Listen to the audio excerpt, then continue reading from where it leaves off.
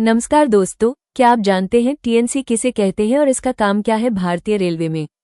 चलिए आज इसके बारे में चर्चा करते हैं। ट्रेन नंबरिंग क्लर्क टीएनसी, जिसे ट्रेन्स क्लर्क भी कहा जाता है, भारतीय रेलवे के ऑपरेटिंग विभाग का एक महत्वपूर्ण पद है। ये पद मुख्य रूप से ट्रेनों के record, numbering, rake, coach composition और ट्रेन मूवमेंट से संबंधित दस्तावेजी कार्य करता है।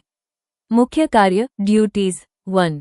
ट्रेन रिकॉर्ड तैयार करना। 2. रेक कोच कॉम्पोजिशन का record.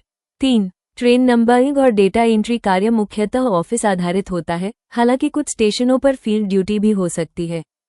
Full details video coming soon. Thanks for watching.